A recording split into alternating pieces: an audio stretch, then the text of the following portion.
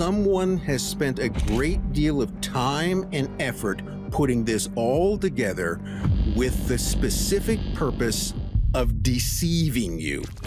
Dr. Rick Spence is an expert on secret societies, espionage, cults, the occult, the Illuminati, and how secret societies influence modern politics in ways that we don't even fully understand. In a secret society, a group of like-minded people can plot to overthrow the government. There have been whole revolutions plotted within lodges. And that's not conspiracy theory. Talk about the CIA. What's everything about? Secrecy. You exist as an agency to protect the secrets of your government and to acquire the secrets of opposing governments. What I've been told is the founders of this country, many of them were Freemasons. Is that a sentence that is true? George Washington was definitely a member. Benjamin Franklin was. Thomas Jefferson? The relationship historically between Freemasonry and Catholicism is hostile. Are we creating a system where no one can trust each other? If you mention the occult, that immediately leads you to Satan. But all the term really means is that it's hidden. It is a system of control. Are secret societies breeding grounds for training a type of leadership that we should be afraid of? So,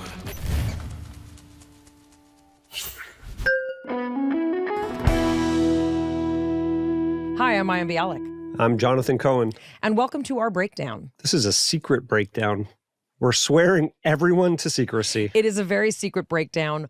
Why do we keep secrets? Why do we like secrets? What is the benefit of being part of a group that has secrets that only you know about? And are there secret societies from the beginning of time that are controlling our world, including potentially influencing the founding of the United States? What is their mandate? What do they want? What is their influence now? Dr. Rick Spence is a professor emeritus of history at the University of Idaho. He is an expert in all things secret society, espionage, cults, the occult, the Illuminati, and Hitler, and how secret societies influence modern politics in ways that we don't even fully understand. Before we welcome Dr. Spence, want to ask a quick favor. If you are not subscribed, please do so now. It helps us tremendously. You'll be the first to know when new episodes drop, and it helps us continue on this journey to telling you everything that you want to know about what is happening in your life and in the world at large from a breakdown perspective. And with that, let's welcome to the breakdown, Dr. Rick Spence. Break it down. well, thank you. The first thing that I want you to sort of introduce for us is, what should we know about secret societies that impact the way we function now? Why should you worry about them? Or what should you think about them? Well, secret societies, one, usually aren't particularly secret. The secret part in secret societies is what goes on inside. It's usually not the existence of the organization. So, for instance, to pick everybody's sort of, I always pick on the Freemasons because, well, they're out there. First on my list. So that's one of the things to note is that they advertise. They've got a sign on the building. There's a sign going into town that telling you, so they're not hiding their existence. When you get around to asking what actually goes on, what do you believe? How do the rituals work? Do you take how much of this do you take seriously or not?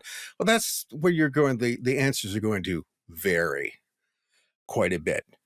And I am not now, nor have I ever been a member of a Masonic lodge. I'm not interested in becoming one. I like to put them under a microscope and look at them. I guess that's the whole idea. I mean, the way that I come at secret societies is that at some level, I just don't understand why people want to do that. And that's what it is that I think that I'm always trying to figure out, is that why I'm not an organization guy. And I have a kind of natural aversion to placing myself in an organization where I am under the authority of other people. I think a lot of us can relate to that. I mean, we have to submit to some of it. Well, you have the Woody Allen perspective of not wanting to be part of any, club that would have you as a member. Yes, that is exactly right. I do not want to be a member of any club that would have me. Or as Bob Dylan would say, you got to serve somebody. It might be the devil or it might be the Lord, but you're going to have to serve somebody. It's the minute there are people telling me what to do, I'm 1 foot out the door. I couldn't even hack the Boy Scouts.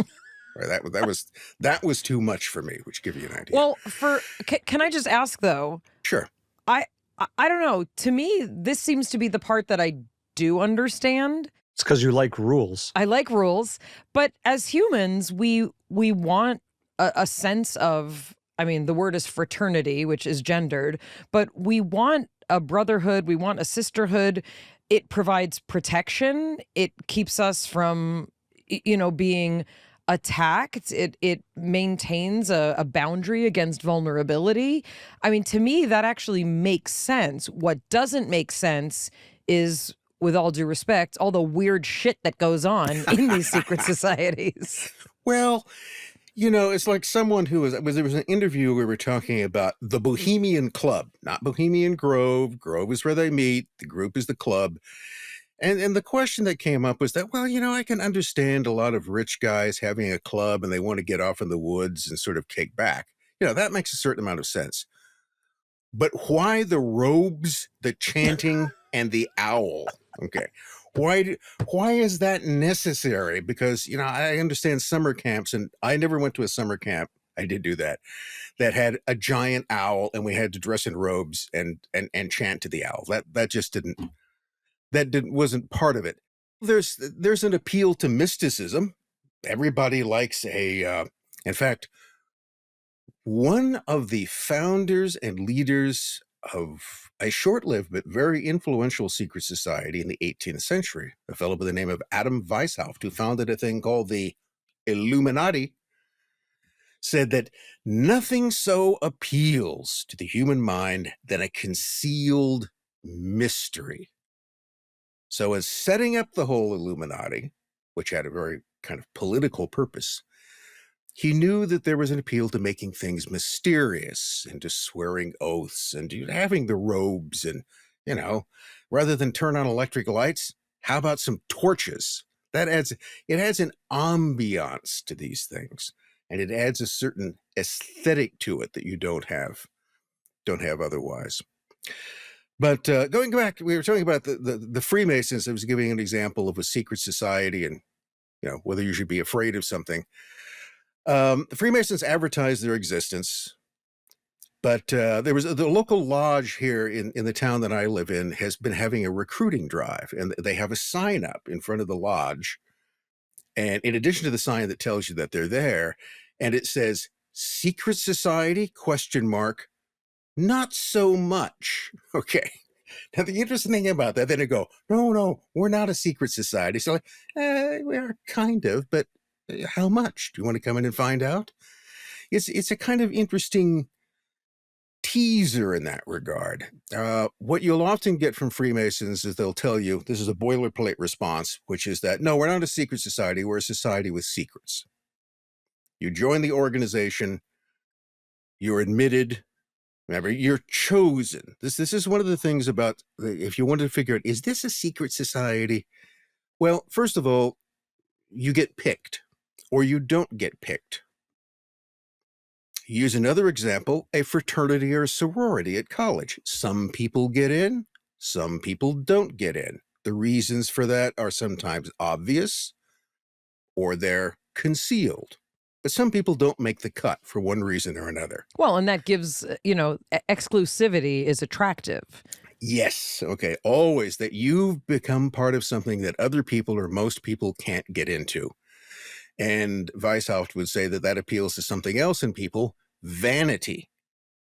Okay. One of the quickest ways to segue your into someone is to appeal to their vanity, appeal to their preferred aesthetics. But once you get into the group, you're sworn, you have to swear an oath, and the oath is generally to secrecy. So you don't talk about what goes on within the organization because that's not for non-members.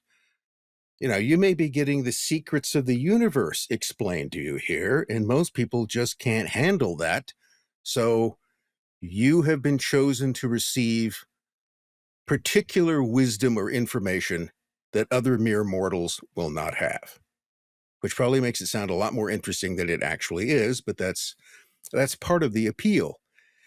So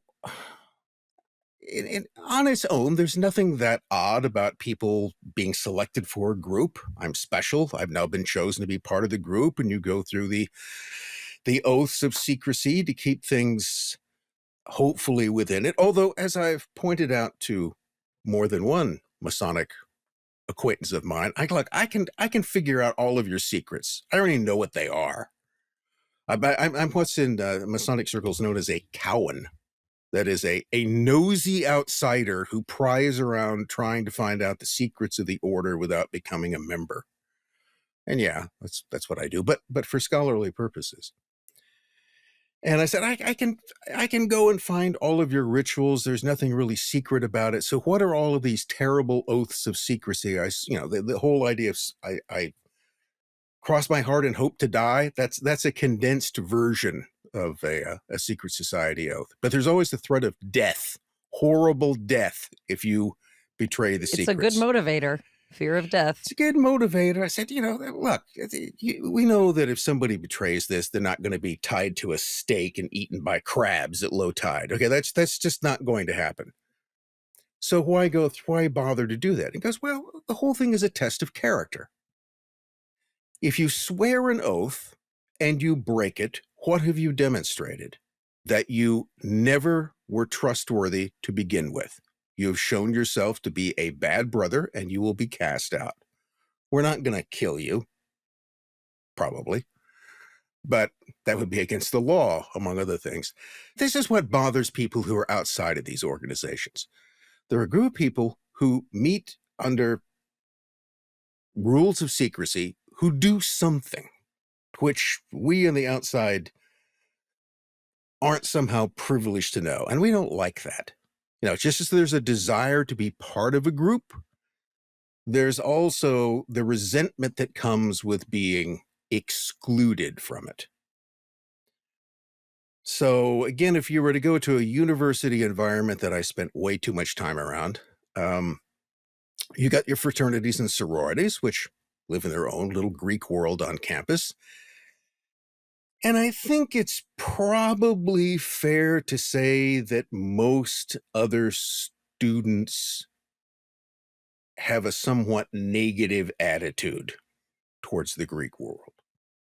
Not in terms of outright hostility, but there's a certain suspicion and dislike of them. Partly because it's something that you are excluded from, and they've set themselves up as a kind of separate organization. So there's always that kind of tension between the people who are those who are chosen to be part of it and those who are excluded. Mayim Bialik's Breakdown is supported by MSI United States. Hey friends, Mayim here. I want to tell you about an organization doing incredible work around the world, MSI Reproductive Choices. In 2024 alone, MSI helped 21.5 million people access reproductive health care, from contraception and safe abortion to maternal care and cancer screenings. Here's what really struck me. 1 in 5 of their clients were under 20.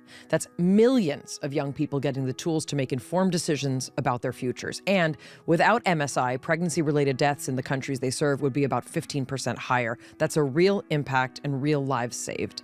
They also trained over 12,000 healthcare workers and supported over 8 million people through local health systems that they helped strengthen.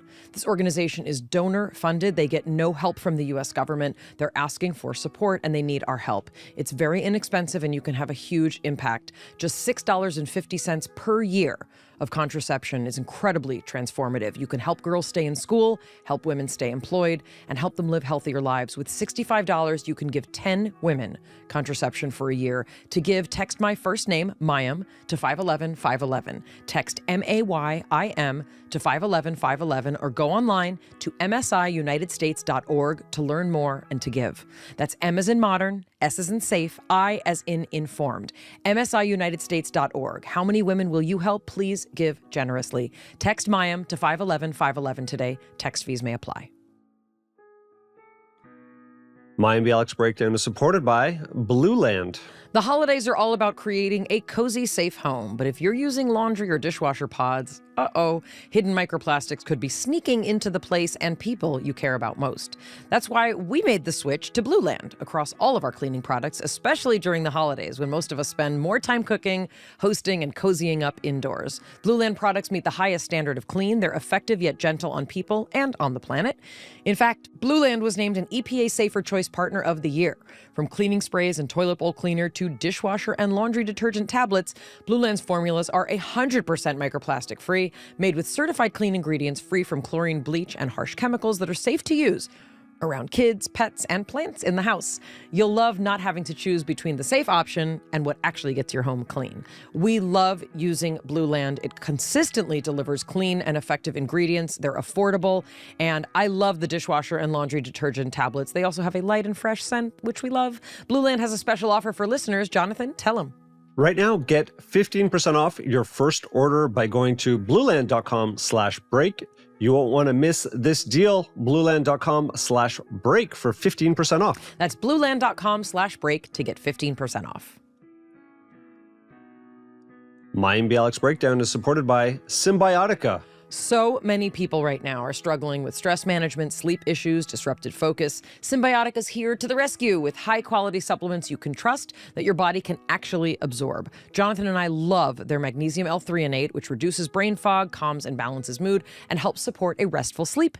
Magnesium L-threonate is the salt formed from mixing magnesium and threonic acid, a water-soluble substance derived from the metabolic breakdown of vitamin C.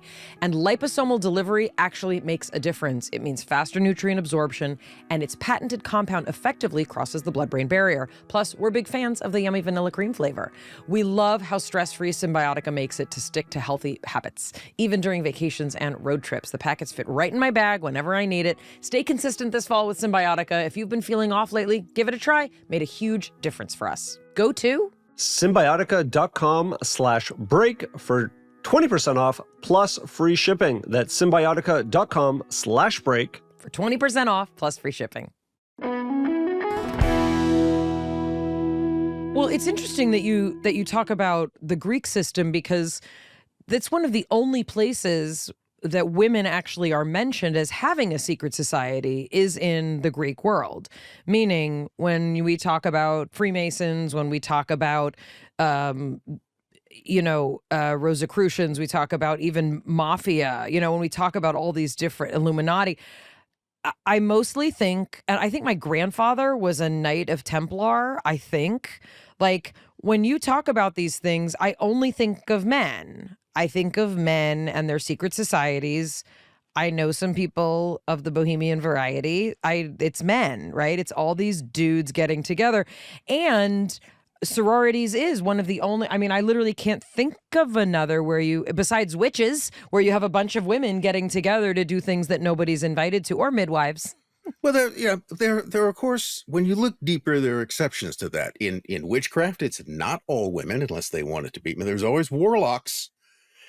And strangely enough, if you go back to, say, old style, yes, Vincent Price style witchcraft, you have to imagine him as the witch hunter.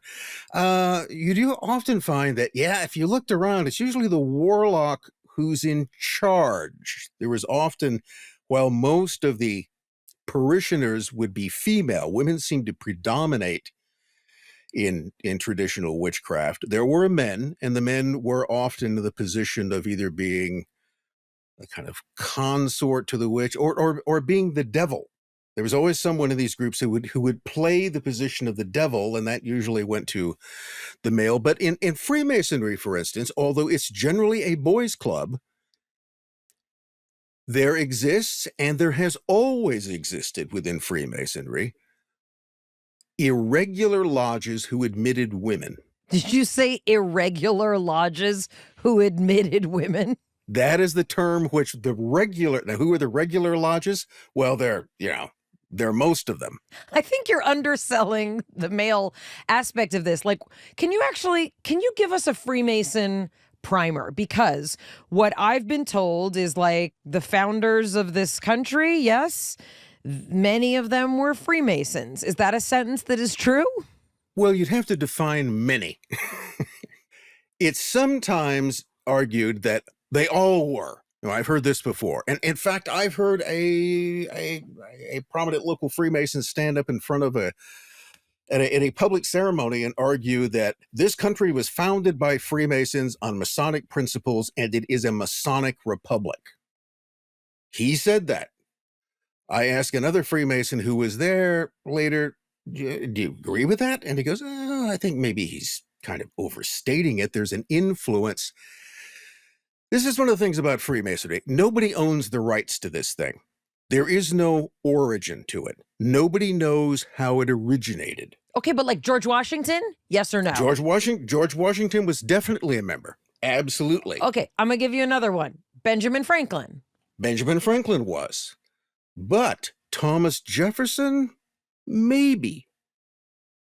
Now, everything that came out of Thomas Jefferson's mouth regarding Freemasonry was favorable. But what you can't do is actually demonstrate what lodge he was a member of. Alexander Hamilton? I don't think so. I mean, he got his own play. He got his own play, but that is, sometimes there could be other groups. So it can go from the extreme of arguing that, yes, the whole country was founded by Freemasons, which is not true. Let's go with George Washington, the first president of these United States. If I hear that there was a club that the first president of the United States was part of that still exists to this day and has a lot of like interesting rituals, secret things, I'm fascinated. And I want to know what was going on. Was it part of the foundation of why they wanted to create the United States? Was it part of the declaring of independence from England? Were the Freemasons what is actually underlying our desire to pull away from a monarchy and form a free nation? That seems like something important that we may want to know about. If you go through and look at the founding fathers, there's that word again, and you can find that the simplest way to put it is that there weren't a lot of Freemasons in colonial America. There were 3 million people who lived in the British colonies. And out of those 3 million people, around 1776, or during the Revolution, less than 5,000 were Freemasons. So that's a very small number of people. Now, keep in mind, those 5,000 are almost exclusively male. There might have been a few lodges that admitted women, but there weren't many. There never were, but there were some. But they were also like Washington. Washington, keep in mind, is not an average guy, was he? I should certainly hope not. What did he do before he became president? He was a soldier and he was a large landowner. He was a wealthy, influential man. The kind of man who'd be part of a secret society. The kind of man who would be part of people like himself. And particularly in that place and time, Freemasonry was a kind of rich guy's club. What'd they do there? What'd they do in the 1700s? What's happening in a Freemason club that might lead to, let's be the leaders of a new country that's declaring independence from England? So Washington, before he became president, was a man of wealth and influence. Most of the other people who were involved in the Continental Congress, remember, the one thing, if you look around, you don't find a lot of working men and dirt farmers involved in that. You find people of wealth, property, usually connected to that wealth, and also education. They were literate, which much of the population was not. So, Dr. Spence, I feel like this interview is a little bit of its own secret society in that you're giving me little hints that might make me think that I could understand, for example, what secret societies could be. Because if you're describing all of these characteristics, and then I'm looking at what Freemasonry is like now, I guess that's my question. How do secret societies kind of shift and get molded to do the different things they need to do in different eras of our society. One of the, again, boilerplate answers you're likely to get if you were to ask a Freemason is that, why did you join this? What do you get out of this organization? They can say that, well, what we do is that we take good men and we turn them into better men. It's often sort of styled as a program of self-improvement. You learn about yourself, you learn how to be a better person, you cooperate with your brothers in various charitable actions, you go through a series of ritual initiations, which again are supposed to teach you something about yourself, and then you learn other things, and that's what you have to be a member to find out. There is a spiritual dimension to it which is outside any kind of formal religious sense. Now, by tradition, there were always two things in a lodge that you were never supposed to talk about during the lodge meeting. Those were politics and religion. Why? Because that's the quickest way to start a disagreement. And one of the things you want to do within the lodge is to not have disagreement. So the lodge isn't going in and having a political discussion and arguing about it. It is to find fellowship. This is the term that will be used again. It's all about fellowship. It's all about brotherhood. It's all about self-improvement. But why'd they have to do it there? They got the whole world. Women were just at home chillaxing and getting pregnant. They had the whole world, and then they had to make these secret societies. Because I think there's something that's unsaid in this, which is we're going to help you become the best version of yourself. Oh, there you go. But there's an overarching ideology behind the organization that they're going to guide people towards, and that is unspoken. That each of these societies wants something and believes something particular that they may not be overtly communicating, and they're promising this self-improvement. They're promising some sort of unlocking your potential or spiritual experience, but ultimately the end goal, people believe anyway, is more nefarious than that, or is going towards the group's overarching philosophy that may be kept much closer to a few founding members. And also, the two areas that in theory we're supposed to leave outside of secret societies, politics and religion, are exactly the places that so many of us are learning about secret societies having influence. You know, the family being one example, an incredibly influential conservative Christian fellowship that is in charge of many, many aspects of things that we do not have purview into. And they are specifically political and religious. So I'm curious also where that divide occurs. Well, try this as this is another explanation, a formal description of Freemasonry from within the organization.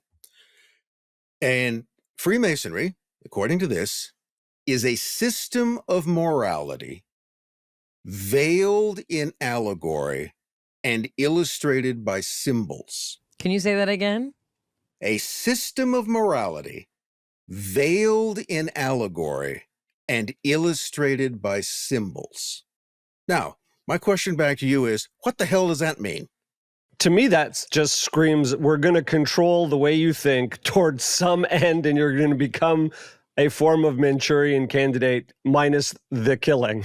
Or religion. Like, insert religion. Like, I literally live and practice a religion that is, I think, that.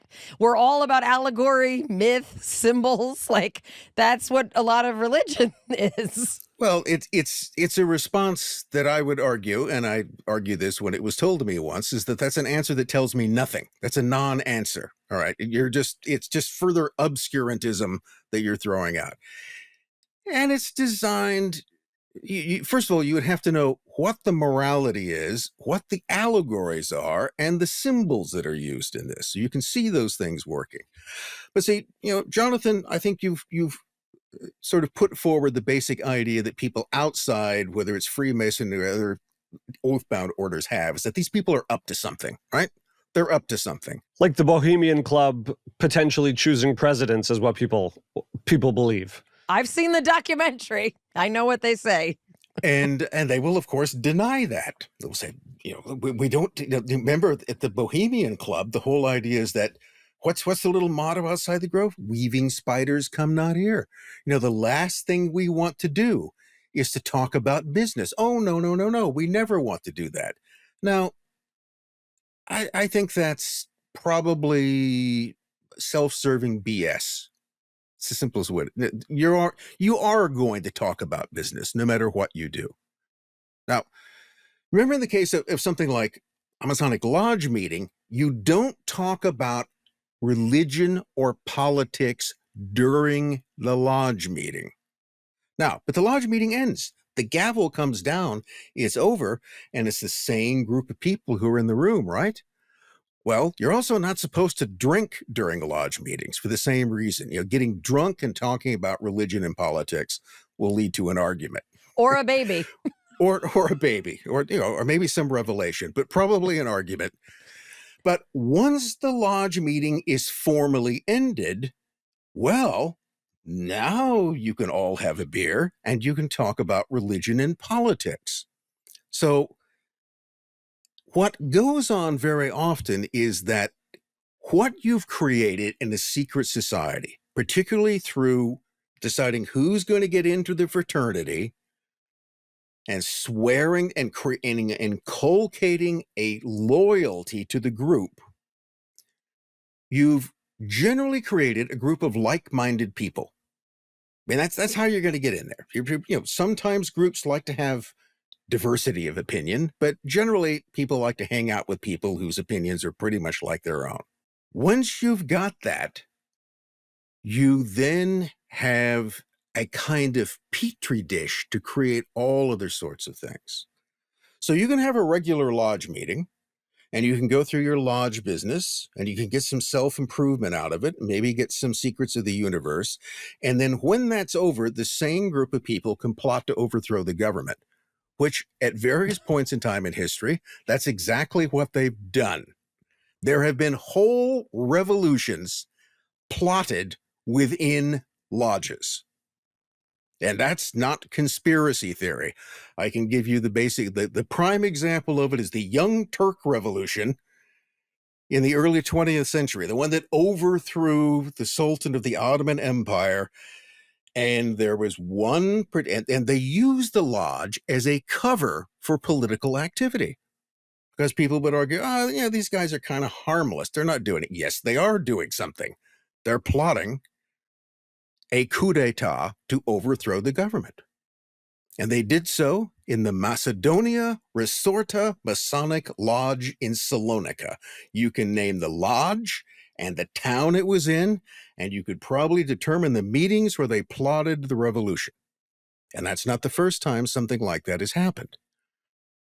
So it's this thing of that you can have whatever the particular activities involved with Freemasonry or whatever the organization may be in and of itself, the same group of people, the same assembly, the same fraternity of the like-minded can be turned to another purpose.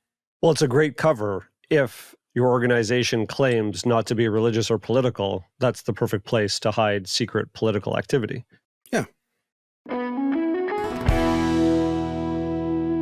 Mayim Bialik's Breakdown is supported by BetterHelp.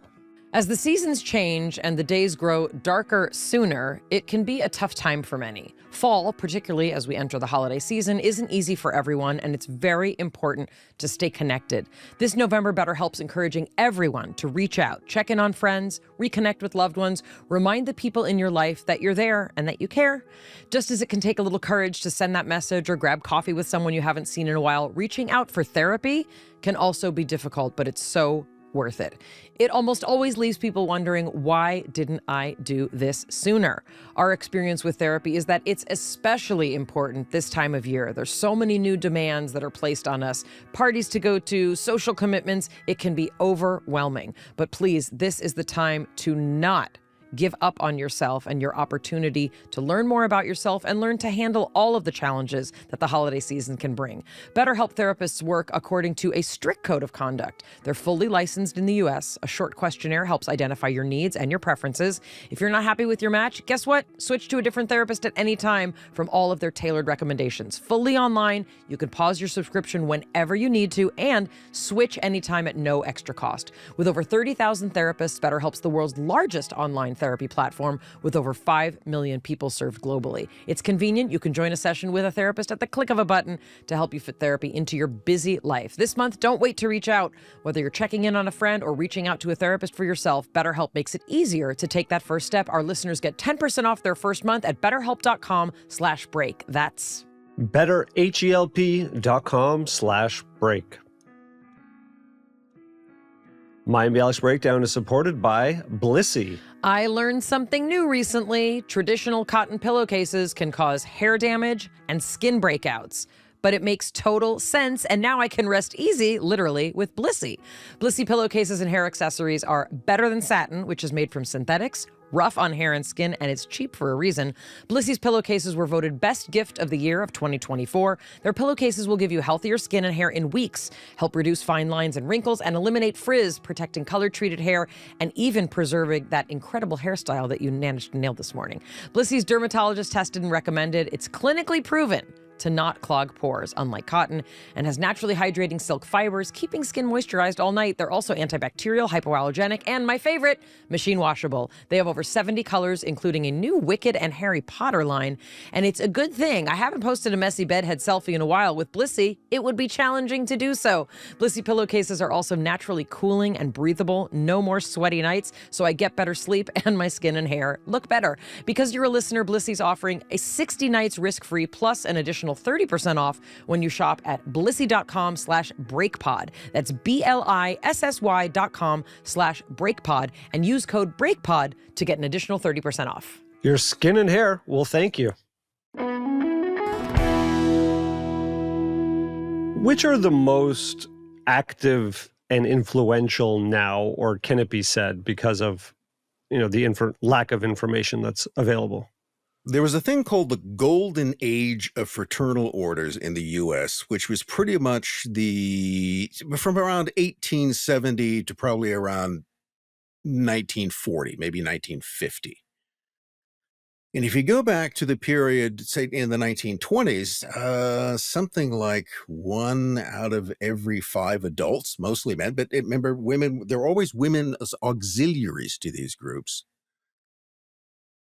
Well, about 20% of the population belonged to a fraternal order, and that was Freemasons, Odd Fellows, Order of Red. You had dozens of different groups. Many of those have now long since disappeared. There was a huge drop-off in membership after the Second World War, and that drop-off in membership has continued, although apparently there's been a certain uptick, and this is one of the reasons why I was saying that the local Masonic Lodge was trying to have a membership drive, because there were fewer people there. There's also a lot of secret societies, I think, that are now forming online. Online, okay. I mean, is QAnon a secret society? It's not so secret, but they hold a lot of beliefs that, I don't know, make me nervous. And it's usually not that their existence is secret. It's exactly... Right. Well, oftentimes it's who they are and where they are, but in other cases, what they believe is secret. What are they doing? Right. What's the purpose of the organization? So, I was talking about the kind of female auxiliary organization. So, American Freemasonry, at least, there's the Order of the Eastern Star. And the Order of the Eastern Star is roughly the women's auxiliary to Freemasonry. So, while I said I was never part of this, I did have one whole half of my family that was about as Masonic as you could grandfather was some sort of Grand Poobah, not an actual title. And my grandmother was always in the Eastern Star and always described this stuff. And in the Job's Daughters, which is the girls' auxiliary, And then there's the Demolays, which in American Freemasonry are the boys' auxiliary. So you would actually start sort of grooming people for membership early on. I always thought that the Demolays was particularly fascinating because of their name, who they're named after. So remember that sort of dates from around roughly around 1910 that was created. It's and so the idea was that we're going to create, Masonic lodges would create a kind of boys club within the organization, hopefully for prospective members, and we're going to call it the Demolays. Oh, what's the Demolay? Well, what we're going to do, American Freemasons in the early 20th century created a boys' auxiliary, and they named it after Jacques de Molay, who was the last Grand Master of the Knights Templar, burned at the stake as a heretic in 1314. Of all the people you would pick, why that guy? Any guesses? No, I have no idea. Why would you pick a 14th century heretic to be the symbol, to be the name attached to a 20th century Masonic boys auxiliary? Because there's this weird connection, which goes back to the 18th century, of people within Freemasonry being absolutely convinced that they are in some way the heirs to the medieval Knights Templar. Yet no one can show you a piece of paper or any definite proof that such thing exists. And because they view him as a martyr because he was killed by the church that he served for having betrayed it. But from their view, it was proof of the evil of the church itself, of its failure, and that he was a righteous man who was destroyed by the organization he served. And it's kind of an interesting choice. Yeah, what message are you sending by naming a children's youth group after a man whose very existence was challenged by the largest power on earth at that time? You're arguing that this is a man worthy of emulation. So if you, as a boy, as a young man, are admitted to an organization named after Jacques de Molay is a person who is an honorable person that you should emulate. And what are you going to emulate? Being burned at the stake? Well, hopefully not. But then what did he represent? He was seen as a victim of tyranny and oppression by an illegitimate institution. So this is one of the things that would appeal to people. There was a very strong element. It's one of those things that wasn't universal in Freemasonry, but there was a strong element of it, of anti-clericalism. Or to put it in the simple way, they hated the Catholic Church. The Catholic Church was seen as essentially being a corrupt, evil institution. Does that sound vaguely familiar? What did Protestants tend to think? So there's and this is part of the struggle. The issue between Freemasonry and Catholicism, the relationship historically is hostile. I think every pope between about 1738 and the early 20th century said something bad about Freemasonry. They generally condemned it. It was condemned for the first time in 1738, and pretty much every pope following condemned it again and again and again, and argued that a good Catholic cannot be a Freemason. So this is my question for you. What were they so afraid of, and what should we be afraid of now? Okay. And why did the Pope say that this was a bad? Because the thing that they would generally single out is secrecy. Because the best secret keepers is the Catholic Church, and no one should keep more secrets than they do. According to in the Pope version of this, that's Our secrecy is okay because that's ordained by God. We don't know what this secrecy is about. It was one of them, but one of the popes has said, if there's nothing to be hidden, the idea was that secrecy, oaths of secrecy, are a way of hiding something. That's the only reason you do that. You swear people not to talk about something because if they talked about it, presumably something bad would happen. You'd give something away, so you're hiding something. And so the only reason you're staying in the dark, he said, is because you're afraid of the light. There's something you don't want people outside to know. And that's why you hide this behind secrecy. And therefore, that's a clear sign that this is the work of the devil, basically. Or the work of a rebellious force. A rebellious force. Yes, the force of rebellion. And who would that be? Who's the biggest figure? The force of rebellion. The eternal rebel. Jesus? Satan. Oh, sorry. I was going the wrong direction. Who just, no, it's Satan. Look, I meant rebel in a good way. He led an entire rebellion against God. He tried to carry out a coup d'etat in heaven, and that didn't work out. So this has to be the work of, not to sound like the church lady, this has to be the work of Satan. That was the conclusion. In the view of much of the papacy, yes. The Vatican's view is that there's something bad going on here. And if there's anything bad going on, you're going to pick up, there's going to be some brimstone going on somewhere.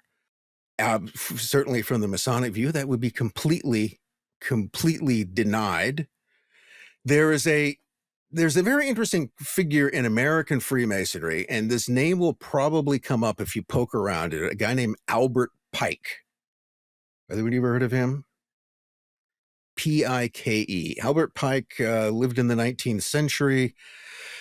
He was an interesting character. He was a lawyer. He was also an early advocate for Native American rights, and he was also a Confederate general.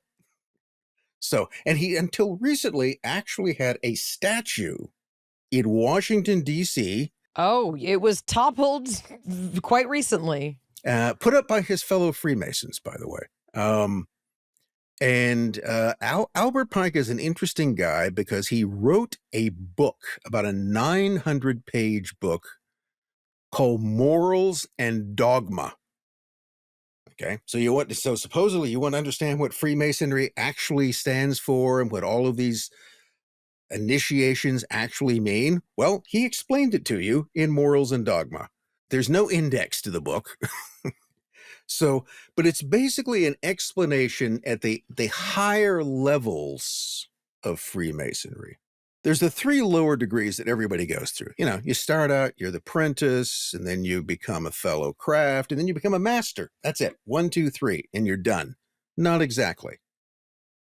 You can, if you wish, if you seek higher knowledge, you can go into the higher orders, the higher rites, like the Scottish Rite or the York Rite. What happens in the higher rites? You get more merit badges. It's a bit like... No, it sounds weird. I understand this is what you study for a living. It's like every video game. You just go through the levels, collecting badges, and then moving up and ascending. Also, how is that different than Scientology? It sounds like Scientology. It sounds like Dungeons and Dragons. It sounds like World of Warcraft. Like what? This formed the United States of America as we know it. It sounds like a weird after-school boys club where like sometimes girls are allowed if they bring the bubble gum that you like. Well, yeah, I think you've described it pretty well. It just kind of sounds weird. And I mean, why the robes and the owl? Why do you need those things? But people like it. It has a powerful appeal, not to everyone. Look, it doesn't appeal to me other than as an object of curiosity. Because what I tend to sense out of it is that it is a system of control. That once I'm within the organization, I then become subject to the organization. It's like anything else. Look, I spent years in school. I know how these things are run. Okay, they got the bells. They're always kind of control you by time. And which is odd for a person who's basically spent his entire career in a school. I remember as a kid, I would see movies about prisons. And at some point early on, I decided those must be schools for adults, because that's what school, there was this kind of connection between the two. So no, I was not a kid who liked school, and yet I became a school teacher. So there you go. Maybe going back to Albert Pike, the thing about Albert Pike is that if you take Morals and Dogma and you were to read through that, in which he goes through all the different higher levels of the Scottish Rite, which go up to 32, and he describes what each one of them is about, and he tries to describe all the symbolism, and that this is what you, the candidate, will be learning and experiencing as you enter this higher degree. But it's still basically just gobbledygook. It is very detailed, dense descriptions of things that, again, if you don't know the ideas behind it, makes no particular sense. Except that, as you said, if this is to be used as a method of control, I think the next question that we have to ask is, what are we controlling? And what is the ultimate purpose? Well, the ultimate purpose is to, well, it goes back to this idea of taking good men and turning them into better men. Well, like, does better men mean so that we can elect the president that serves our needs?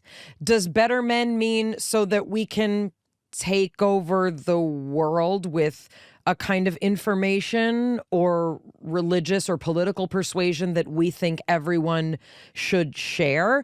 You know, like, what is the Illuminati? Like, what's the purpose of the Illuminati then? Like, I want to know if secret societies are all working towards their own purpose, or if there's some larger, picture that all of these different societies are looking to serve. From an outside perspective, from a feminist perspective, it seems like what they're looking to serve is a group of men having places where women are excluded, and weird shit happens, and it makes the men feel special, secretive, like, I don't know.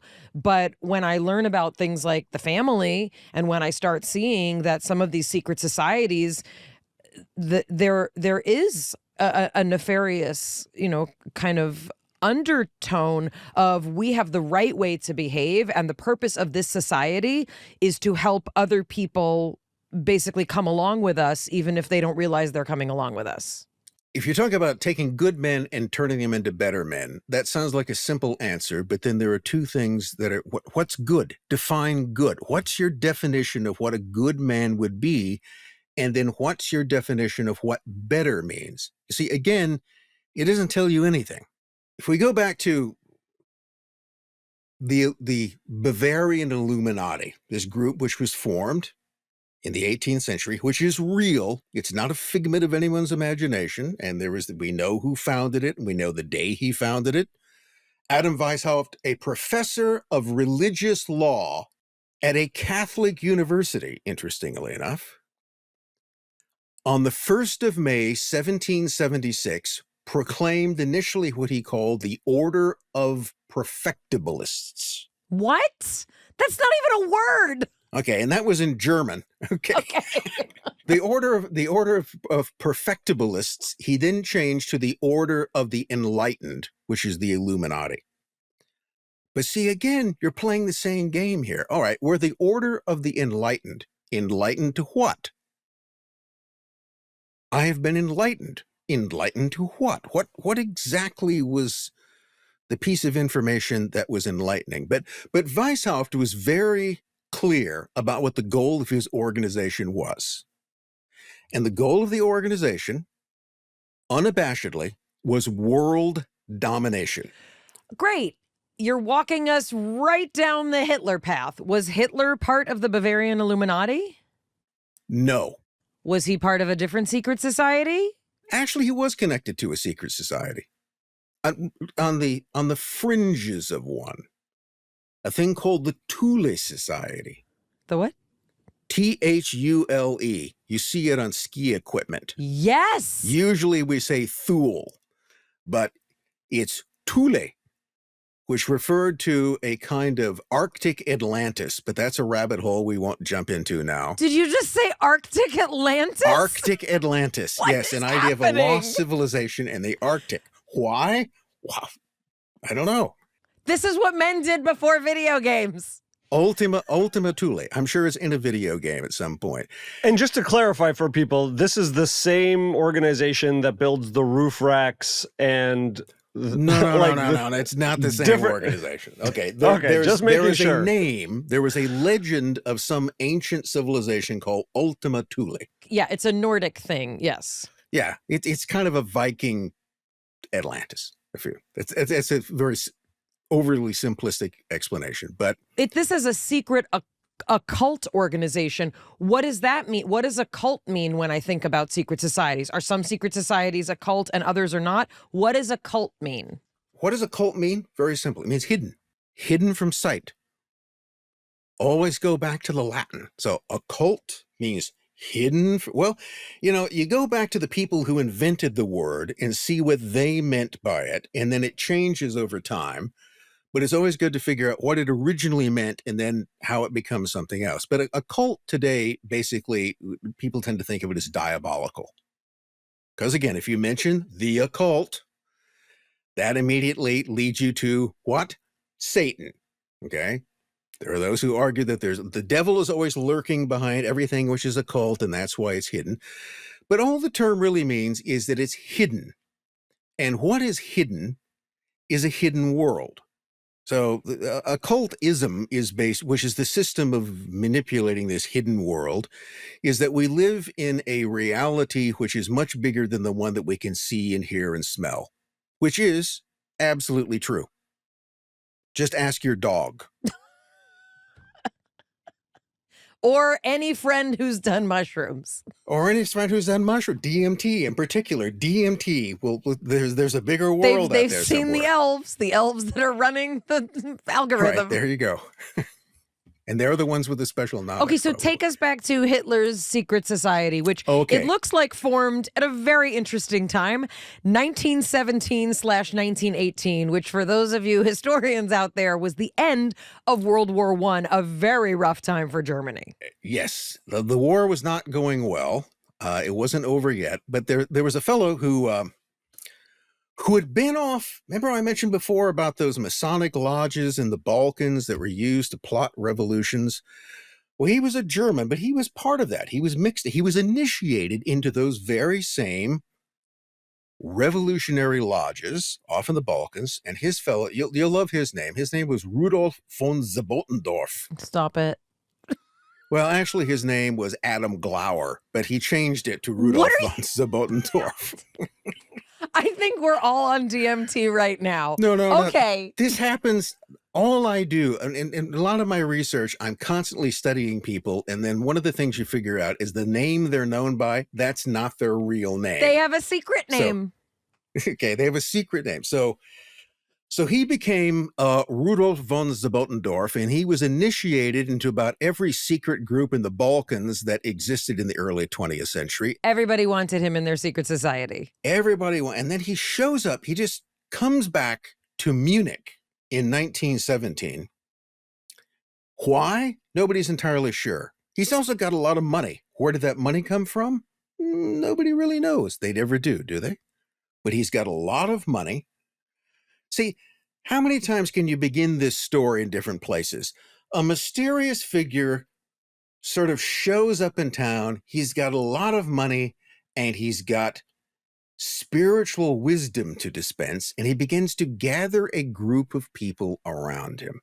Hang on. I need to add something about Adam Glauer, Rudolf von Zebotendorf. He was a Freemason, says Wikipedia. Yes. Mm-hmm. He was a Sufi of the Bektashi order. He converted to Islam. He was a practitioner of meditation and then astrology, numerology, alchemy, very important things if you're working on being an occultist. In addition, he worked as a technician in Egypt In the late 1800s, like, who are these magical people who are forming these secret societies? Also, I'm not skipping over the fact that it says he was a Freemason. No, what I mentioned, he was initiated into the what were called the sort of Eastern Masonic lodges in what was then the Ottoman Empire and in the Near East. And they're all connected to the European lodges, but they were a highly politicized group because if you look at the Balkans or the Near East in this period, there are national movements and revolutions taking place all the time, and they're all basically being organized within Masonic lodges because, as Jonathan noted, they were an excellent cover for that type of activity. So one of the things about Zebotendorf, along with all the mystical doctrines he had absorbed, he'd also gotten a front row seat examination in political conspiracy. That was one of the things. So in involving a mystical group, you could also build a political group. So what happens when he gets back to Munich? He takes over an existing lodge that existed there, which was a thing called the German Order. What a surprise in Germany, the Germanenorden. But for some reason, he decided he wanted to disguise that group behind another name. And he then renamed that group the Thule Gesellschaft, the Thule Society. See, it sounds much more sinister in German, the Thule Gesellschaft. And what they pretended to be, what they were outwardly, were a mystical, an occult study group. They studied German mysticism and folklore, and they met at a fashionable hotel. There was a hotel called the Four Seasons Hotel, and they met there. And outwardly, it appeared to be a bunch of dilettante weirdos. Okay, that's that to the police, it looked like a bunch of weirdos, playing around with tarot cards. I mean, nobody's going to pay much attention to them. But he had other plans. And he's already in connection. He's getting money from some of his activities from who? From the German army. So the German army is concerned about, the war's not going that well. There's political unrest. There's Bolshevism, which we also kind of helped start, but now it's kind of coming back on us. And we want some groups that could kind of influence things in society. So what Zebotendorf does is he very carefully begins to create. So he's got his core group, which are the bunch of weirdos at the hotel. And then he begins to create what he calls the Rings of Thule, which are satellite groups that are sort of wholly owned subsidiaries of the society, but separate from it. Like it's a franchise. A franchise. And one of the things we need to do, he decides, is that with this growing threat of Bolshevism and communism, who does that appeal to? It appeals to the workers. So the workers are kind of pissed off. So we need to have a group that will appeal to the workers to keep them away from the commies.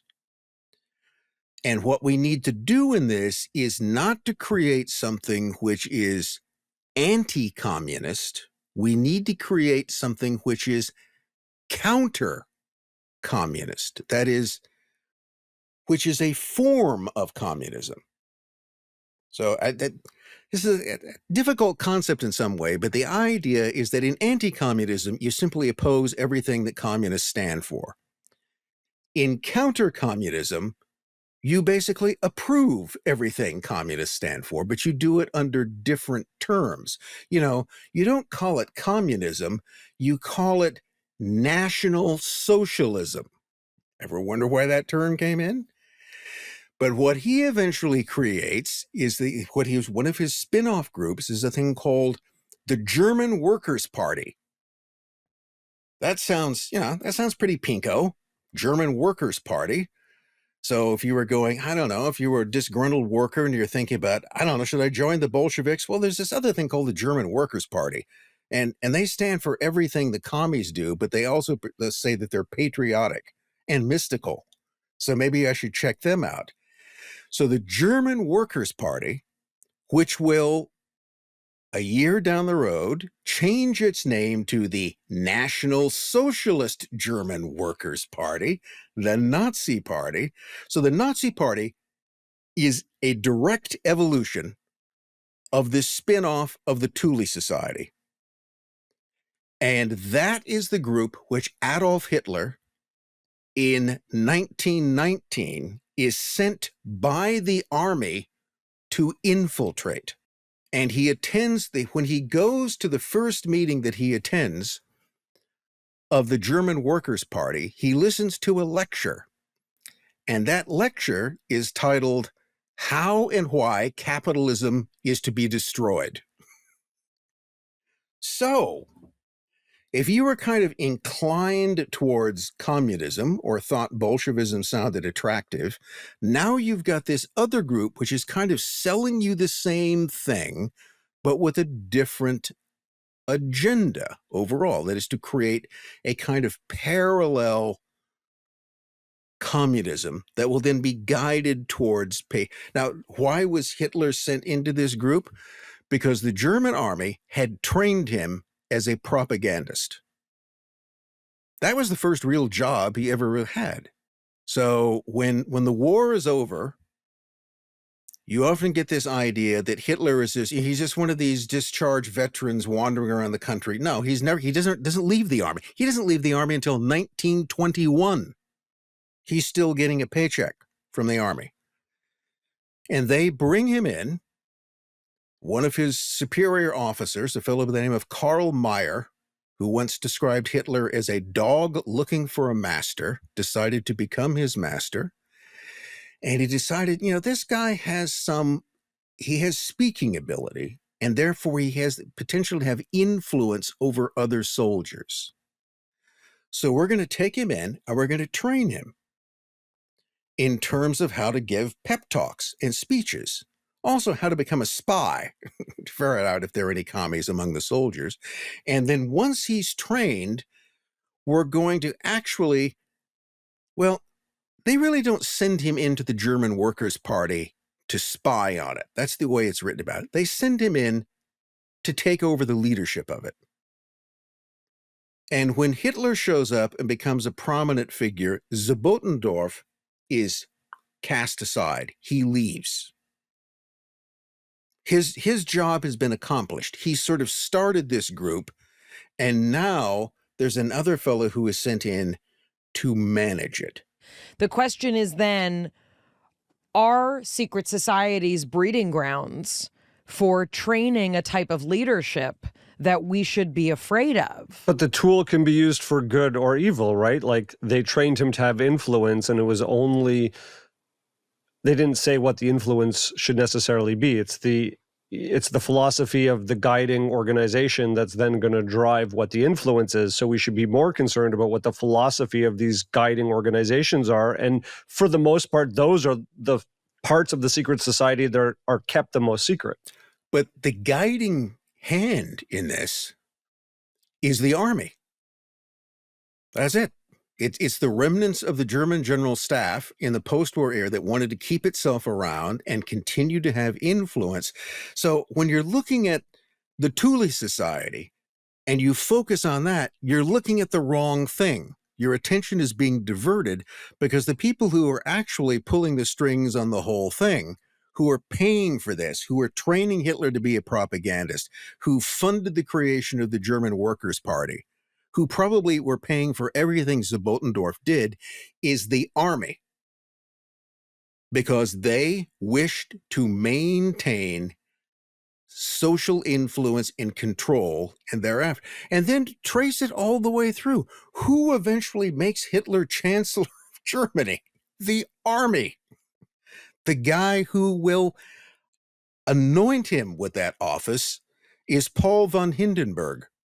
The German army in the Weimar period, which was constantly struggling to maintain its old, what it felt was its rightful position in society, and who, of course, desperately wanted to eventually rearm and refight that war again and win it, were looking for someone who could fulfill that purpose and could who play the role which they couldn't do because they were generally soldiers and aristocrats. They're not politicians. What they needed to do was to create a politician that would serve their interests. And in the case of Hitler, that's what they thought they had done. In the process of that, though, they made the classical mistake that so many human beings do when they plot and plan. You create what you think is a servant, which will become your master. They created someone who they thought would be a tool which they could use, and that tool eventually overpowers them. They lose control. It's Frankenstein, or if you prefer, Frankenstein or Frankenstein. It's you've now created a thing which is supposed to do your bidding, like AI, but which will then begin to think on its own. Interesting to find someone with this great capability to influence people and then training him, giving him the opportunities to practice that skill set, and then that getting away from them in that way. You came to this idea, are secret societies inherently dangerous because they can do things behind a veil of secrecy? They can be. I mean, most of them, frankly, are innocuous. Nothing really happens. If you knew what the secrets were, they really wouldn't be that interesting. But it is what other purposes those things, and what purpose a group of like-minded people join together in an atmosphere of specialness and secrecy. What kind of other things can those be turned to? So it can become dangerous, or it can become nothing. It all comes down to the intention. This is where I think a lot of people start to try and find links, because it's clear that people who are in these societies have trust and have affinity. They're like-minded in their thinking. So if you're a government official, maybe in the CIA, and you're trying to execute an operation, you may turn to someone who you trust from your secret society. And people are looking for the influence and the connection in government institutions as it relates to, have they brought people in? Have some of the interests or philosophies or ways of, or objectives of the secret societies been propagated into modern day institutions? Or you create bureaucratic secret societies like the CIA, which, even though a branch of government, functions separately from most of the others. Because remember, what's the whole essence in an intelligence agency? What's everything about? Secrecy. You exist as an agency to protect the secrets of your government and to acquire the secrets of opposing governments. Everything revolves around secrecy. The other thing which is common in that, in intelligence, is deception. The way you do that is you deceive people. You lie. One of the things that I study in my research are secret societies and occultism and spies. Okay, the kind of trifecta of deception. And this is the thing that still amazes me, is just the amount that people lie. And here's the truth. Human beings lie constantly about everything, often for no particular reason. Okay, we don't like to admit that, but that is it. We're lied to all the time. I mean, look at it. We're constantly subjected to advertisements. We're sort of used to that. And in fact, and advertisements are lies. They're never telling you exactly what this product does. They're never being honest away. It is a finessed information which is meant to guide you to a particular thing, which is to buy their product, because to one extent or another, they're lying about what it actually does. See, we're so inured to advertising that we don't even notice that they're just lies.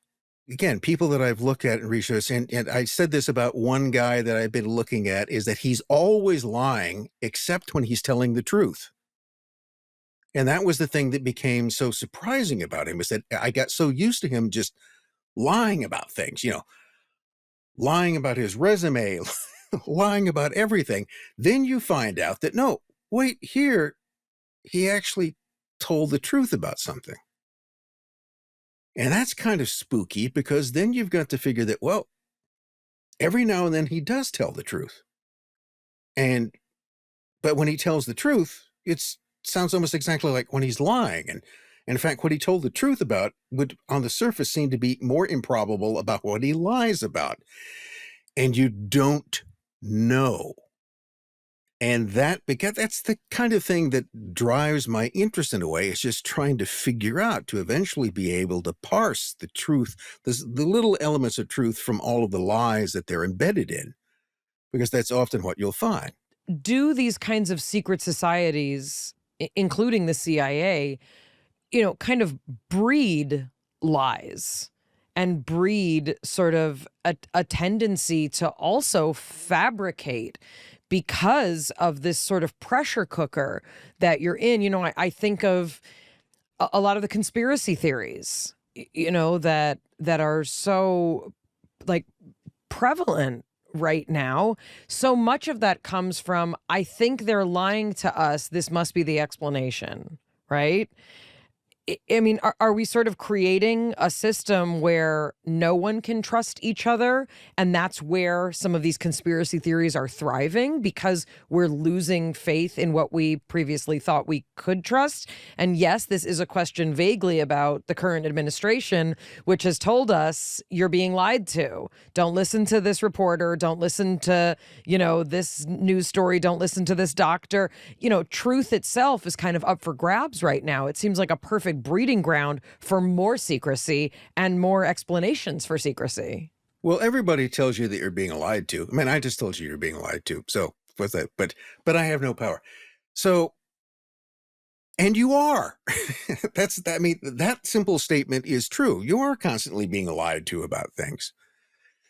But there's another interesting distinction that has to be made between misinformation and its much more insidious sibling, disinformation. Misinformation is a mistake. That's like when somebody stops and asks you for directions, and you give them what you think of the directions, and then later you realize that you were wrong. But, with the best of intentions, you were trying. Misinformation is a mistake. Disinformation is never a mistake. It is deliberate. And the purpose of disinformation is to, usually, as the saying goes, lead the hounds away from the fox. Now, to be good, disinformation, this is the tricky part, must be mostly true. I'm getting Jeffrey Epstein vibes right now. Okay, there you go. Disinformation must be mostly true, because part of it will check out. This oftentimes we're kind of lazy, and we go through and, well, this guy said this, and I checked it out, and yeah, that was true. Now, at that point, you get lulled into a sense of thinking, and you can go through and you can find, well, this is true, and this is true, and that's true. So there may be, let's say, 10 key data points, and 9 of them are true. But one of them is the lie. And all the other 9 are just to sell you the validity of the lie, which is actually the product you're being sold, and which you are now swallow along with the other ones, and that will lead you off into another. It will divert your attention. It will corrupt your thinking. It will lead the hounds away from the fox. And that's what the whole goal is. And the thing that you must appreciate is that none of that is an accident. Someone has spent a great deal of time and effort putting this all together with the specific purpose of deceiving you. And that's my childhood. How do you sleep at night? How do you trust anyone? Do you have a partner? Do you have friends? I'm asking you specifically. I have a wife that I trust as much as I do any human being. So not at all. No, that's not, that the odd thing is you would think that by this time I would be totally paranoid. I'm only slightly paranoid. No, I can be even surprise myself in how trusting I can be of people. Look, I corresponded with a guy for years via email, and I knew the fact that he wasn't telling me his real name. Of course, they never do. And my wife would constantly say, I don't understand why you continue to talk with this guy and why you share information with him. And he won't, and he'll admit this, that he won't tell you his real name. There has to be some reason why he's not telling you his real name, because if you knew it, you'd run away. And I kind of suspected that was sort of true, but nevertheless, I would continue because it was a useful exchange of information. Even though I knew that on the other side of it, that this individual was being deliberately, they were hiding something, but I let them hide it. I eventually found out it wasn't nearly as, there was nothing terribly nefarious about it. A little bit, but not too much. This is the thing you have to do when you meet people. You see, you just have to figure out what their intentions are. And that can often take a while. So, and you have to pay attention and not be overly impressed by outward appearances. Okay, here's one of the first things that will put me off or raise my suspicion. Because when people are overly friendly. But it does the same with you as well. I mean, people you don't know we like people being friendly, but people can be a little. Jonathan and I are very suspicious of anyone who's friendly. Okay. Yeah. I mean, why? That usually takes time. Actual friendship between people takes a certain amount of time and trust to develop. And someone who Says immediately. you. Have you not tried internet dating, Dr. Spence? No, I've not. Because within 10 minutes, you can be having sex with someone. Doesn't mean you trust them. Doesn't mean you trust them. You trust them enough to exchange body fluids, but that's just this generation. It all depends what you wanted out of the transaction. So that's true. That is true. How does this understanding about lying, deception, where truth is or isn't, relate to how the country and people can understand what's happening in the country now? Because I would say that there's been a level of deception for as long as politics has been around, but now it's harder to form a collective deception because there's more opportunities for everyone has a camera. You can document what's happening on a street. You can share information more easily. So someone who is trying to deceive may have a harder time doing that, even if they're doubling down. What does it mean to know that everyone is lying? But we have to have some collective truth as a society, which seems to be getting harder and harder. Well, you might assume that if everybody has a camera and they're filming everything, then the truth would become more apparent. But I bet that's not true. No. Doesn't seem to be. And then, of course, you've also now got artificial intelligence, which is very, very good at doing what? You can't trust anything. Mimicking reality. And it's getting better. And it will continue to get better until the point will come, and it will come soon, where what you're seeing, you do not know whether that's real, whether that event ever occurred, or whether that is simply the creation of AI. I saw a pig jumping on a trampoline last night, and I was like, it looks really real, but pigs don't do that, especially with a chicken on their back. And that's how we judge things. Does it look real? Does it seem like that would happen? In my frame of experience, have I ever seen that before? You don't know. You never have known in terms of what. It's a matter of, from an historian standpoint, one of the things that historians are supposed to do is to figure out what actually happened and then try to explain this, why it's significant that you should know that. Why does it matter whether or not that happened?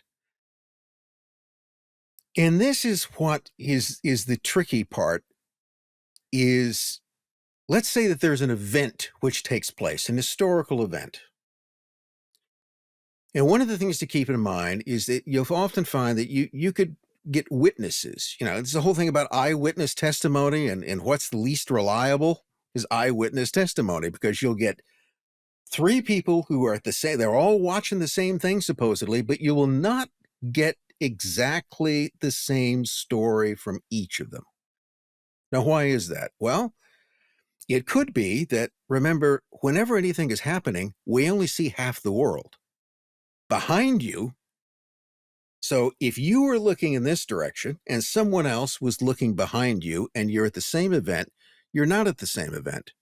You're not focused on exactly the same thing. Well, the simulation's not rendering everything. It's only rendering what you can see in your purview. So beyond the individual impressions, which vary depending upon how much you were attending, and then also how much they change over time, because memory isn't perfect.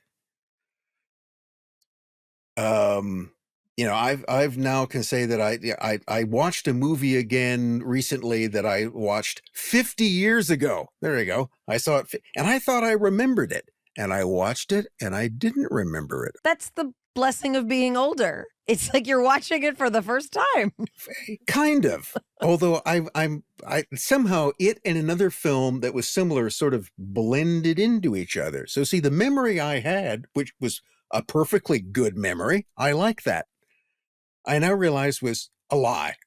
It wasn't. It was some sort of internal AI creation that I'd created out of these things. So when you go back and you try to find out what is the particular truth about an event, here's the secret: there is no truth. There never was. There never was any kind of single recorded image. There were, if you're lucky, just all of these people that were there who had slightly different interpretations of what happened. One was looking in this direction, one was looking in another, and then later on they forgot most of it and their memories blended together, and that's it. That's what you have to work with. There is no actual hard original truth. There are impressions of what happened, and from those impressions, you try to reconstruct as good a picture as you can of what happened. But it's never going to be perfect. I think that's helpful. People think that there's an objective truth and they're trying to find it, but understanding that it's piecemealed like that makes it hard for things that need objective truth, like crime and punishment. Well, I think that's, why if you're going to, in this case of a murder case, you need proof beyond a reasonable doubt.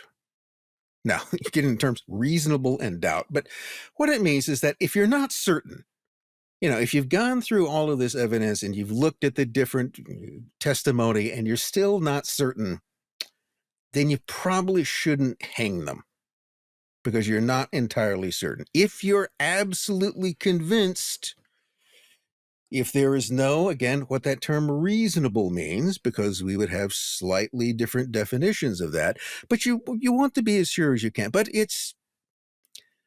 you're even in that case still allowing for an unreasonable doubt, aren't you?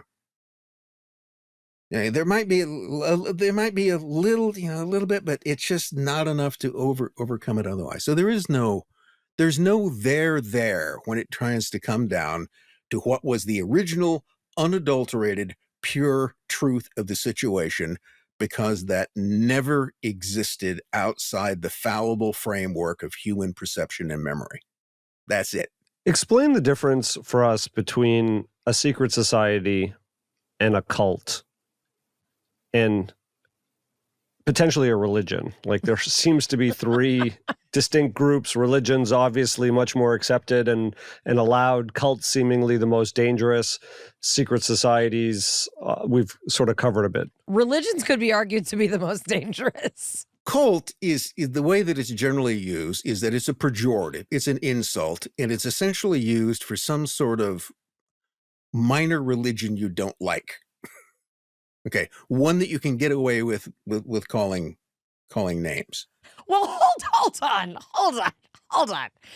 I mean, when I think of a cult, though, I think of, a single authority figure around whom everything specifically revolves, that there is a process of indoctrination, there's a process of secrecy that slowly cuts you off from people who don't agree with the way that this cult is behaving. Like, those things do tend to distinguish cults from religions or even from 12-step groups, right? A lot of people say, oh, 12-step is a cult. There's actually no authority figure. There's no central, So I just want to give us a little bit of I think it's like we speak to Steve Husson. He's a friend of the podcast and he's Mr. Cult. So, he would definitely say that, let's say the current administration has more aspects of a cult, right, than it does a religion. And those are very distinct from, let's say, a religious structure or other secret societies. Well, what I was referring to is the way in which the term is commonly thrown around. Got it. All right. And people will come, well, they belong to a cult or this is a cult. And you're always using it in the same way that people use the term fascist. Okay. Even though they probably have, a vague recollection, but it's a nasty name to call someone. So if you want to make a group sound bad, you call it a cult. So how you would define a cult as opposed to occult, which is something else, there's really not any. Here again, you go back to the Latin origin. What do the Romans mean when they use the term cultus? And in its original form, it basically meant to worship or to adore something. It was simply a form of worship. Remember, the Romans had all kinds of gods and different sort of sects devoted to them, so that but then it also had the meaning of cultivation, same root there, of growing, of tending, of nurturing. There's also this idea of nurturing as you would a plant, even in terms of a kind of instruction. So even in terms of the original Roman use, the word had different kind of vague meanings. As it's since gone on, later on, by the time you get to, the 16th, 17th century, it had basically come to mean a religious sect or a religious practice. There wasn't anything good or bad about it. It was just a particular practice which someone had. And I think in French, it still pretty much has that meaning in terms of a cult is a religious sect in some way. But the way that we've come to think about it today, it tends to be, there's almost always some spiritual or religious practice which is involved in it. But Mayim, you hit upon what is I think one of the key signifiers of a cult is what's called excess devotion. Okay. That there's some sort of leader, and that leader is the recipient of what could be termed by those on the outside excessive devotion. People see, first of all, this person seems to have absolute control. They are in unquestioned authority, and everybody does what they say. Generally speaking, at least since the 14th century, even popes haven't gotten away with that. I mean, there was always someone arguing with them. But within a cult, you look at, is there some person in charge? And does this person basically have an almost, well, let's cut to the quick. Have they become the little god of this group? Does their authority carry all kinds of, here's one of the first places. When I was in the 70s, I was a grad student, UC Santa Barbara, and, nice place on the coast, full of cults. But there were a couple of people that I knew, and they had joined one of these groups. They started out going to what? Yoga classes. That sounds pretty simple. Gateway to a cult. And from that, in this case, it was. Yeah. They started going to yoga classes, and then somehow their yoga instructor ended up becoming their sort of personal god. and then they're explaining to me with great enthusiasm how he's instructed them to sell all of their belongings and turn over everything they own to him. I've seen that documentary too. Yeah, okay. And I'm listening to this. Now, keep in mind, both of these people are college educated, Sure. which I've also learned is no guarantee against anything. In fact, it may make you even more vulnerable. And I can remember what I said to them, which is that, have you lost your minds? I mean, what's the matter with you? Why would you do that? I could not comprehend. This is probably one of the whole trajectory in my future research is trying to figure out what the hell those people were doing. For the same reason that people have secret societies. Everyone wants to belong, and everyone wants to feel special, and everyone wants to feel that they matter on this planet that is hurling through space in a universe among universes. I mean, to me, it's like, it's so human to want this. And it looked like one thing in 1776, and it looks like another thing now, but it's all kind of the same thing. We want to be wanted, and we want to be important, right? We want to belong. We want to, but it comes back to like this question: why the robes and the owl? In this case, fun. Why does belonging? Okay, you've now taken all of your money, you sold your car, and transferred your wife's trust fund to this guy, and he's using this money. And oh, by the way, you're also working in the cult businesses for free, right? And he's living on a yacht, which he's bought. This really happened, by the way. He's living on a yacht, which he's bought with your money and everyone else's money. Correct. And I'm looking, is it, why does your spiritual enlightenment have to be with you just what would appear to me being obviously taken advantage of by a charlatan? Okay, you're being deceived, but and they didn't see that way. They thought they were getting something out of it. They seem to be really happy. Okay, so this is the other thing I want to ask you about. One of the features of cults and some aspects of religious participation is brainwashing. It is manipulation. It is mind control. We spoke to Rebecca Lemov. We speak to Steve Husson about this. What part of secret societies has built in the need for some sort of mind control and psychological capturing of people's attention and resources to further their mission? Well, it presupposes that there is a mission in this somewhere. I think there's a mission. In the Illuminati, in Adam Weishaupt's Illuminati, there was a clear mission. He created this group with the idea. What did he want to do? He declared it very simply. We are going to undermine and destroy all existing political and religious order, and we are going to replace them with a new order based upon an enlightened elite. And what was the ultimate goal of this? The great thing that all the little people were going to get out of it? We are going to make people happy and free. But first, we must make them good. No, I don't like any of those words. Happy, free, good. Nope. Well, see, the words mean nothing. We're going to make them happy and free, which doesn't explain what but we're going to make them. See, there's that whole idea of good men into better men. We're going to make people happy by making them good. But it just leaves wide open what the definition of any of those terms would be. You know what? I'm going to throw this at you. Make America great again, Dr. Spence. Yes. What does great mean? What would that look like? I can tell you what it means. It means using citizens to arrest other citizens. It means taking away rights of the press. It means taking away free speech. Is that greatness? I don't know. Project 2025. This was the blueprint for greatness. When words like great or good are used in a slogan, what that basically means is that they're meaningless. It has no particular meaning.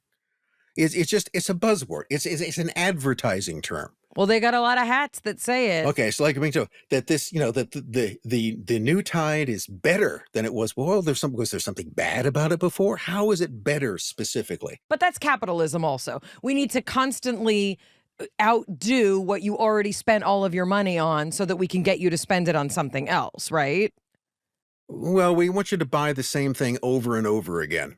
A lot of this is really sort of messing around with people's concept of reality. This is one of the things I've heard, is that one of the things the internet has done is that by creating all of these kind of echo chambers and where every group finds their own community. Look, and that's one of the things it can do.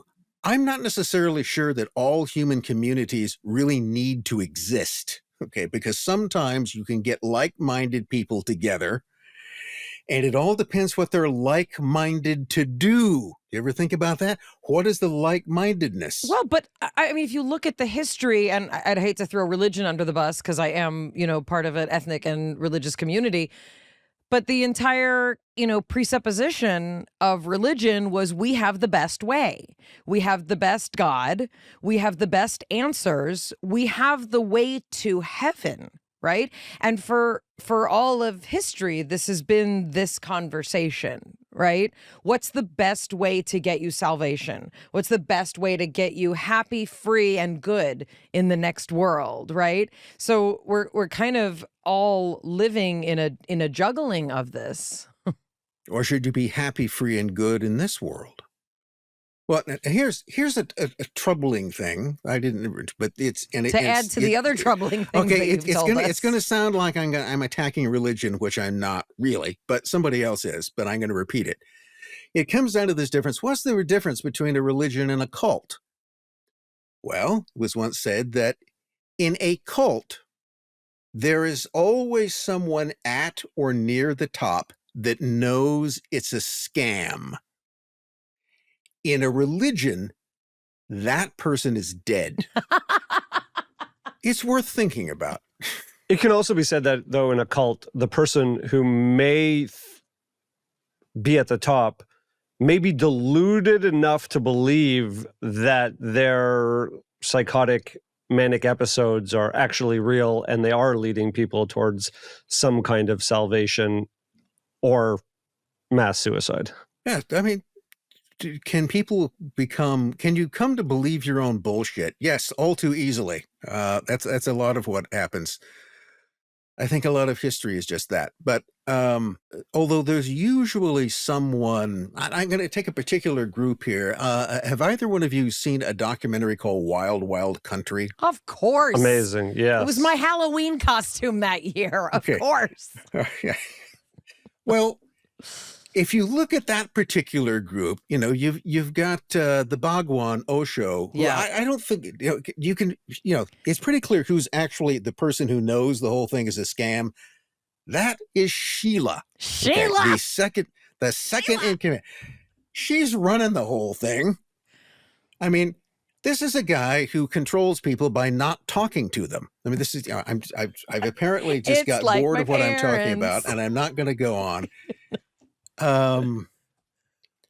But you can see why I find this fascinating. I mean, I'm going to move to a small place in Oregon and wear orange clothes and give all of my money to this guy who doesn't talk to me, and I'm going to be happy about that. First of all, his work and his writing is still circulating around the world. Mm-hmm. There are libraries and organizations globally in almost every country that are teaching his philosophy, and people swear by there being some nature of enlightenment in his poetry and his writing.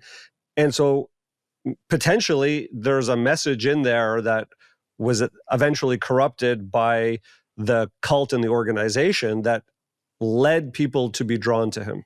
Probably. Maybe. Kind of. How many more qualifying terms you wanted there? That's one possibility, or it was all BS in the beginning, and then people just rationalize the BS, and, nobody likes to. By the way, the couple I mentioned who had given all their money to the guy who bought a yacht with it did eventually fall out with the group. Did eventually come to the conclusion that they had perhaps been misled. But of course, it was all the fault of other people who took advantage of them. It wasn't just because they were being stupid. What Steve Husson talks about is that President Trump is actually a perfect example of a cult mentality surrounding a figure that has been given a disproportionate amount of power. And it's a little bit like the emperor wears no clothes, you know, like there's certain aspects of it that no matter who you voted for, or what you believe in, there's certain aspects of this that it feels a little bit like we're living in a parallel universe. Like you can't just make up words and use them, but apparently you can, you know? This is the president of the United States. Like he is using a vocabulary of words that is so tiny, and everyone's like, he is a brilliant orator. Like, what is happening? That to me feels like a cult mentality, meaning I'm willing to say we have a flawed leader, or we have a leader who chooses to speak in a way that my children are not allowed to speak at my dinner table. But for everyone to sort of be like, he's this magical, mystical creature, and like, we are saved, and he's the next coming of Christ, right? Like that feels like something has been swept up that just doesn't feel anything relating to normal. It's not. Well, I mean, I don't want to get too partisan this, but No, there was someone I was talking to long ago who was going to this whole thing about that Donald Trump was simply playing. I think they put it. He was playing, five-dimensional chess. Okay, I thought the fourth dimension was enough, but somehow he was and that the reason why what he was saying didn't seem to make any sense was because basically I and other people were just too really stupid to understand this because he's playing at such a higher level that you can't comprehend it. No. Well, it's either that or my counter to it is that it makes absolutely no sense at all, and you're trying to explain nonsense. You're trying to take nonsense and turn it into sense. That's right. If my grandmother had wheels, she'd be a cart. Yeah. So, Scott Galloway says he's eating the chess pieces. The thing is that we humans, and I'm including myself in this because I'm one of them. We do this stuff all the time, and we've always done it, and it is it's just part of our habit. We give all of our stuff away to some guy who goes and buys a yacht with it. Okay, and then later we kind of wonder, well, how did that happen? Okay, who did something to me that would happen? I think we expect we expect more out of ourselves than we actually tend to get. I think it was Winston Churchill. Okay, because Churchill had something to say about everything, so why not? Who said that he came to his estimate of people was that everybody is a little mad about something. He didn't mean angry. He meant that they were crazy. And this, I've tried this out in an experiment. Is that this is the thing with people.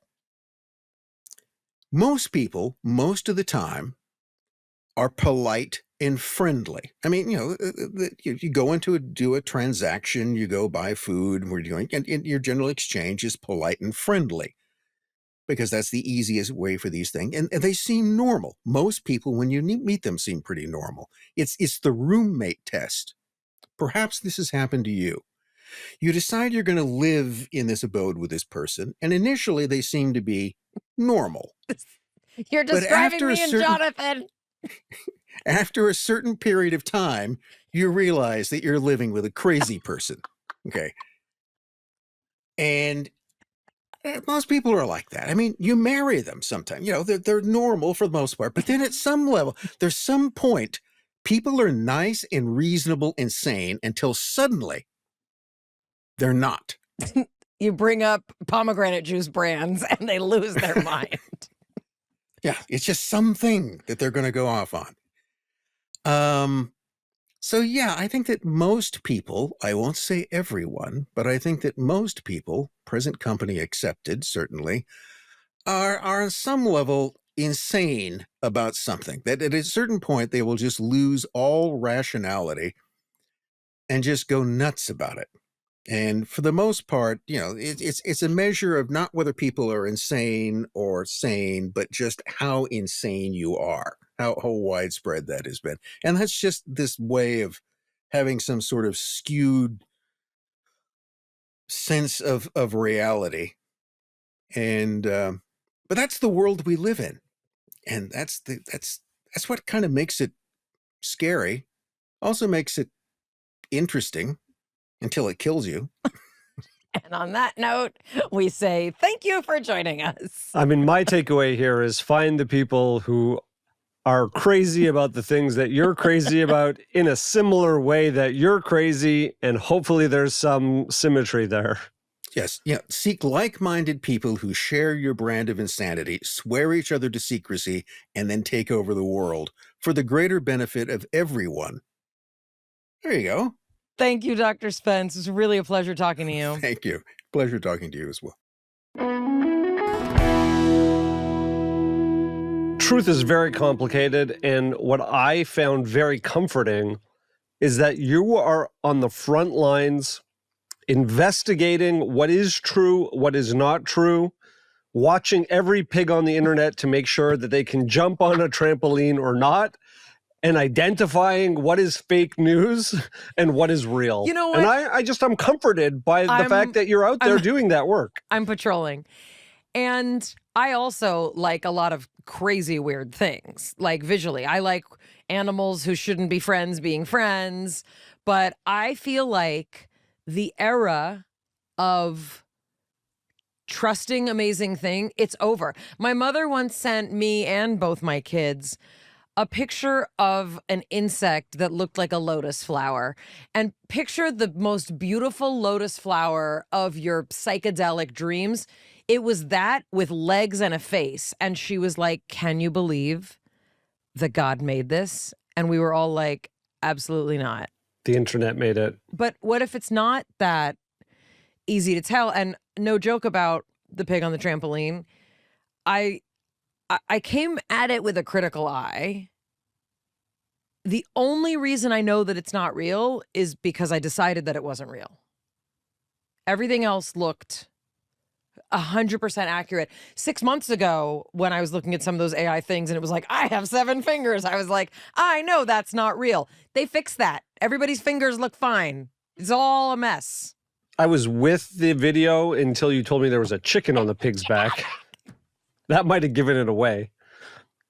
What about the fact that the video that was uploaded by Trump about the med beds, and everyone gets a med bed card, and it was like a Fox News segment where everyone is going to be regenerated by this amazing technology that can regrow limbs? Had you not included the regrow limbs part, maybe it can happen. We studied some crazy shit in grad school. There's just this bed and it has all this technology that can help repair your illness. Like, that's almost believable.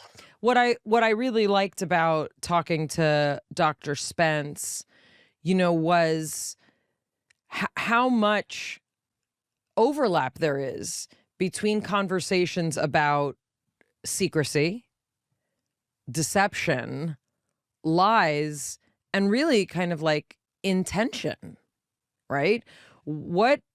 And that seemed to be what is the most elusive. And I kept wanting him to answer. I want to know, like, oh, the Freemasons wanted to kill all the indigenous people and, have world domination or take over England, or the Illuminati wanted to, I don't know enough. My kids are always like, it's the Illuminati. But once he described the Illuminati, yeah, it's an elitist, intellectual kind of overlord sort of secret society, right? I want to know what they want to do. But it seems that what we need to sort of come away from this with, and it's a much larger conversation than we could even get to with Dr. Spence, is that through all of history, and we talked about this with Brian Murarescu, if you want to study the Dionysian, the original secret societies, which in many cases were run by women who we would classify as witches, which got co-opted by, I sound like such a mouthpiece, the patriarchal religious organizations that started taking over. These things left the organic spaces and became the domain of what male society in many cases determined.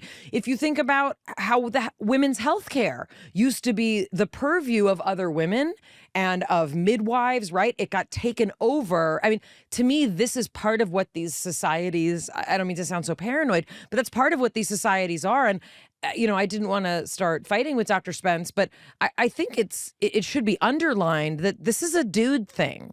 This is something that men like to do. I think of what are the men's therapy groups? They're drumming at the moon, and maybe it's great. I know there's beautiful Wounded Warriors projects, that are helping men connect emotionally.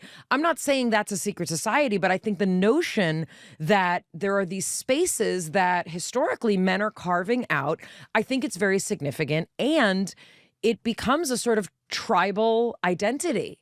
Right? We do this, they do that. We don't do this, they don't do that. Or our team against theirs. Or we have goodness. We know how to make you good. We know how to make you obedient. We know how to make you a good husband. Whatever it is, there's all these different ways. And maybe that's what it is. Maybe it's a modern tribalism. I don't know. Modern tribalism, but I think of it a little bit more in terms of the mandate or purview of the leadership that are the organizing principles of the organization. And when you have things like define good, it's define good to what end? Like maybe it's just pure Christian values of being a better husband and being there for your wife and raising your children with, whatever religious teachings that they hold true. I also want to clarify that when you talk about kind of good Christian values, you're not talking about that there's one absolute way to, let's say, feel about other religions or about LGBTQ community, like anything like that. No, I'm saying that the organizations believe in their version of values, and therefore those versions, when brought and shared by the community or the organization, are good or the right way. So everyone has their perspective, and it's like what Dr. Spence said about collecting like-minded people and then spreading those value systems.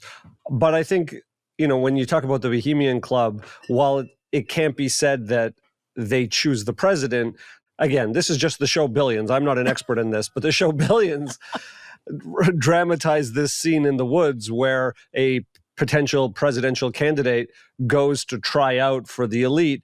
And during his tryout, he's like, it's not that they choose the president, but like the last 12 presidents have all gone there, been knighted and accepted, and then go on to win the presidency. So what is control and influence? What is cause and effect? And what is just coincidence that it happens to be that these organizations have all these places of influence? Yeah. Who rules America? Apparently, see, these secret societies know. What do you think people should take away from this episode? Like, I'm thinking about the summary, the wrap up, and I kind of liked his wrap up, which is that, there are all these pockets of people, and people form these little tribes and communities, and each one has the way that they think better should be, and that you should form the ones that are closest to you. I also really like the notion that everyone is their version of crazy. We think, oh, that person's crazy, and we use it as derogatory slang. But what's really happening is that we're all peculiar in our own way and find people who match your peculiarity. I think that's a very nice takeaway. I mean, I think that a larger takeaway, would be to behave cautiously around anyone who is amassing a large amount of power. And I think be careful about people who are receiving a tremendous amount of praise without a lot of questioning of some of the deeper meaning behind what they're trying to implement. And I'm literally thinking of, gurus. I'm thinking of the documentaries I've seen where there's an environment where you don't question, and where you heap praise, and where you start giving up your own rights, your own time.